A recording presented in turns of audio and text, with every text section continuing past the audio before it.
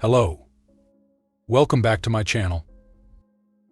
Today I'm presenting a case that serves as yet another reminder that sometimes those closest to us can pose the greatest danger.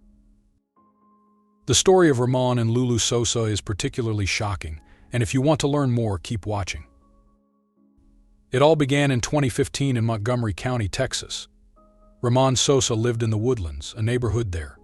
Originally from Puerto Rico, he moved with his family to Houston, Texas, at a young age and soon became a kind of local celebrity. As a young man, he was a professional boxer. By 2015, he was already retired but remained an important figure in the community, mentoring young aspiring athletes because he knew how valuable such support could be. He himself had received this support from his father, who was also a boxer, allowing Ramon to pursue his passion professionally at the age of just 17. However, early success had its dark sides. Ramon didn't get to experience a carefree teenage life as his training consumed all his free time. The lack of a social life began to weigh on him, and soon Ramon lost his passion for boxing. Worried, his father decided to take matters into his own hands and sent his son to Puerto Rico, where Ramon was supposed to stay away from temptations and focus entirely on his sport. The father's plan worked, but only temporarily. Shortly after returning to the United States, Ramon pushed boxing aside and moved to Los Angeles. It was then that he met his partner. Over the next few years, the couple had 3 children, and the family decided to move to Texas, Ramon's home state. Unfortunately, Dolores and Ramon eventually separated after 10 years of relationship. The breakup was amicable, and they decided to share custody of their 3 children. However, despite the mutual decision to split, life as a single man was difficult for Ramon. At 40, he threw himself into work, took a job as a FedEx courier, and decided to return to his old passion, boxing. He opened his own gym and soon became the most well-known boxing trainer in Southeast Texas, mentoring young professional athletes.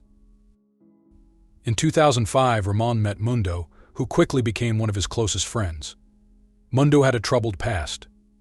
At just 12 years old, he joined a local gang, and before he went to prison, he was shot 6 times. After his release, Mundo decided to turn his life around, largely thanks to his wife, who gave him an ultimatum. Either live with her or continue in the dangerous part of Houston where he grew up. Mundo chose to move away, and soon after he found himself at the gym run by Ramon. Mundo was deeply impressed, not only by Ramon's sports techniques but also by his character. Their friendship led Ramon to establish a non-profit organization called Young Prospect Boxing, which aimed to help young people aspiring to start a boxing career.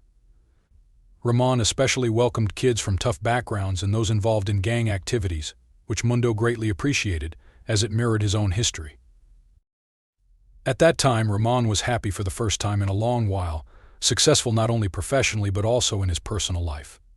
He had met a beautiful and energetic woman, Maria de Lourdes Durantes, whom friends called Lulu.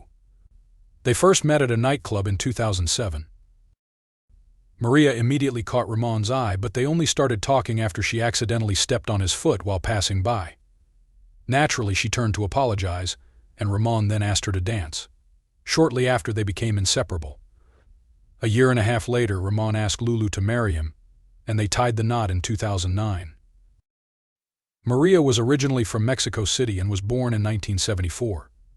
She had 2 siblings and was raised by a single mother. Before meeting Ramon, she had already been married and had 2 children.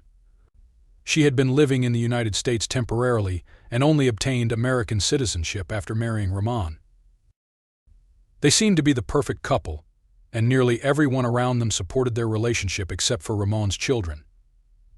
From the beginning, they didn't accept their new stepmother to the point where they even refused to attend the wedding. It was difficult for them to pinpoint exactly why they disliked her, but it was her entire aura. She seemed insincere, as if she was just pretending to love their father.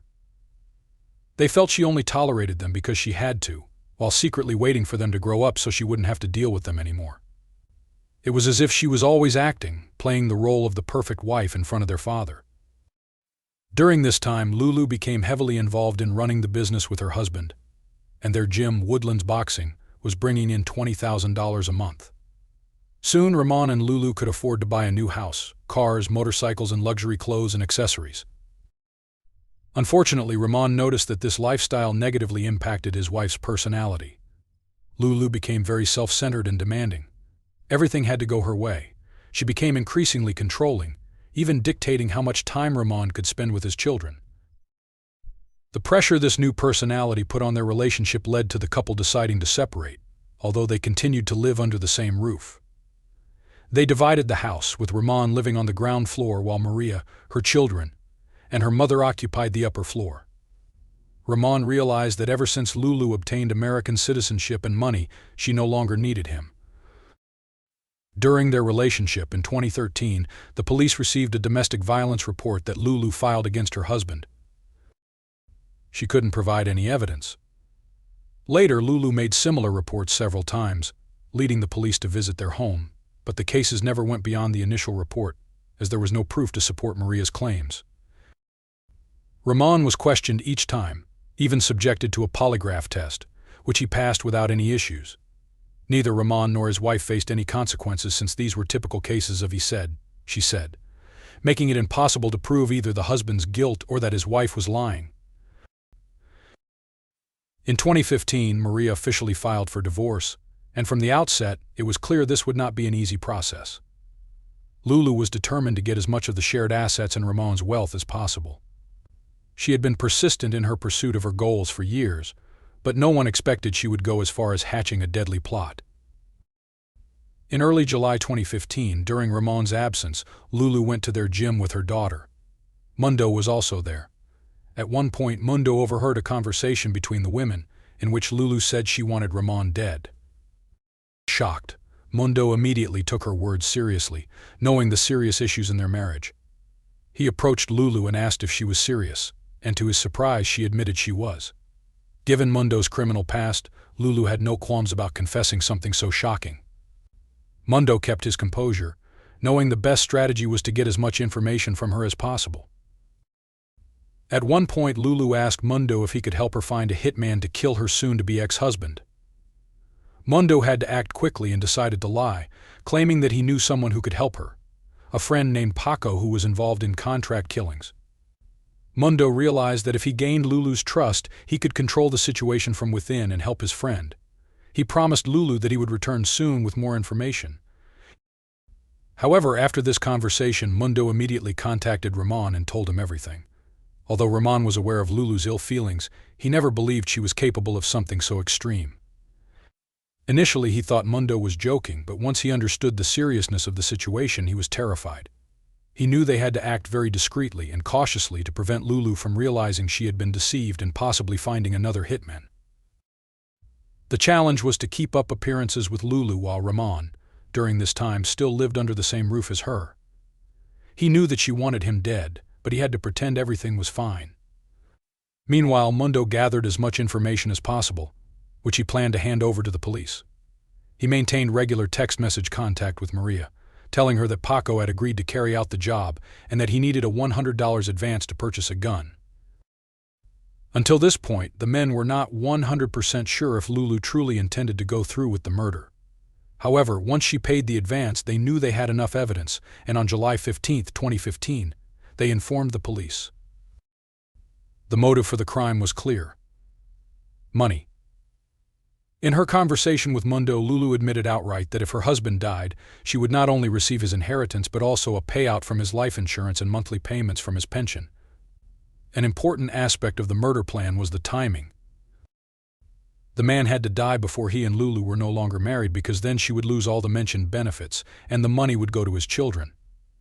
The divorce hearing was scheduled for July 22, 2015, so this was the deadline for carrying out the job. The police thus began a race against time. At the time of the report, there was only a week left before the deadline, so the officers had to act quickly but very carefully. If Lulu realized something was amiss, she might have sought another hitman in desperation at the last minute. Therefore, it was crucial for Ramon to behave as naturally as possible and not give any indication that he knew of his wife's plans or that the police were involved. The investigators decided to organize a sting operation in which one of the officers would go undercover to extract as much information as possible from Lulu. The hitman known as Paco never actually existed, and an investigator decided to play his role. After exchanging a few messages with Lulu, they agreed to meet with Mundo. The meeting took place on July 20th in a shopping center parking lot. Lulu, of course, had no idea that everyone involved knew of her intentions and that the parking lot, cars, and surrounding areas were filled with dozens of police officers ready to intervene if the meeting didn't go as planned. Upon arriving, Lulu and Mundo got into Paco's car, after which Mundo exited to let Lulu discuss all the details of the plan with the man she thought would kill her husband. The entire conversation was, of course, recorded, and hidden cameras were placed inside the vehicle. Lulu told Paco that her husband had been ruining her life for years and that he would be much more beneficial to her dead. She also emphasized that the murder had to take place within the next 2 days, and that it would be easiest to attack Ramon while he was on his way to work. The entire job would cost $1,000 in cash, along with Ramon's car and jewelry.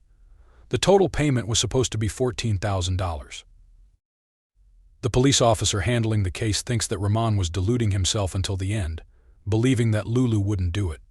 Unfortunately, he was very deeply disappointed. After the conversation, the investigators believed they had enough evidence to arrest and charge her with attempted murder. All the information, along with the recordings, was handed over to the district attorney.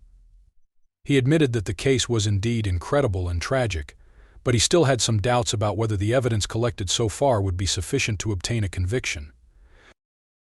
The police thus decided to go one step further and stage Ramon's death, as only Lulu's genuine reaction to the news of her husband's death would reveal her true intentions.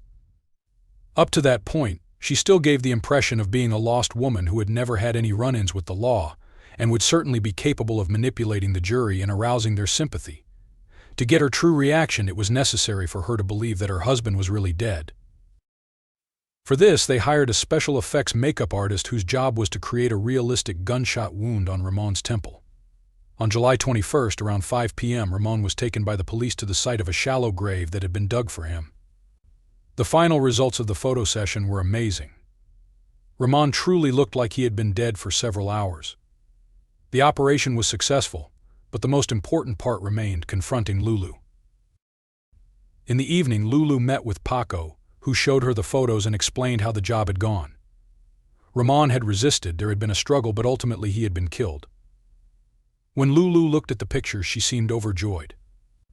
A genuine smile appeared on her face, shocking all the investigators. Until then, they knew she wanted her husband dead, but this reaction proved that Lulu was devoid of empathy and had no remorse whatsoever.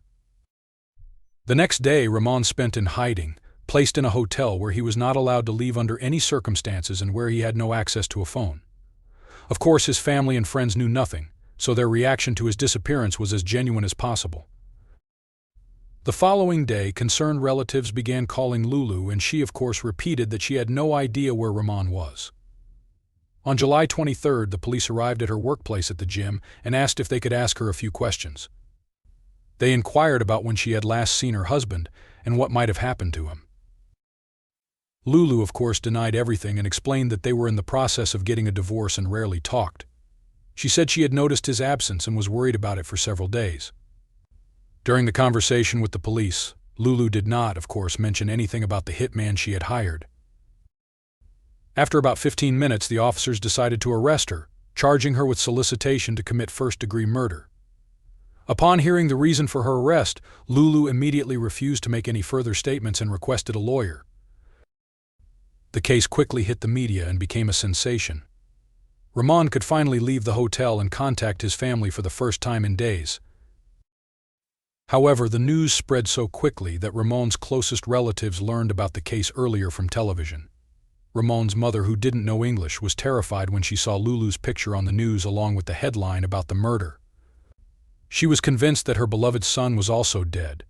Fortunately, Ramon quickly had the chance to reassure her and clear up the misunderstanding. He did the same for his children, who were also shocked to suddenly see their stepmother's and father's pictures on every news channel. Shortly after Lulu's arrest, her divorce from Ramon was finalized, and of course the entire estate was awarded to him. The following months, Lulu spent in custody awaiting trial. On October 11, 2016, she finally decided to plead guilty, hoping for a more lenient sentence. However, she refused to reveal any details about her thought process or motivations that led her to commit this crime, though it can be stated with certainty that it was simply about money. Ramon was present in the courtroom during the trial and even delivered a speech in which he forgave his would-be murderer.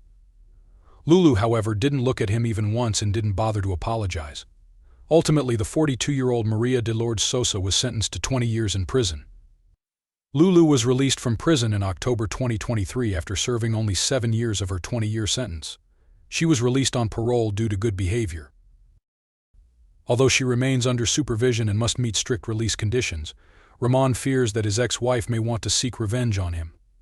He also emphasized that he is not surprised by her early parole, as Maria always got what she wanted thanks to her charm and manipulation.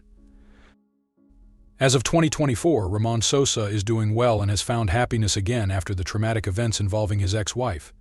He is currently engaged to a woman named Beth, whom he met in 2018, and they plan to marry this year. Ramon has become an advocate against domestic violence, focusing particularly on raising awareness about violence against men. He shares his story globally to help others who may be in similar situations.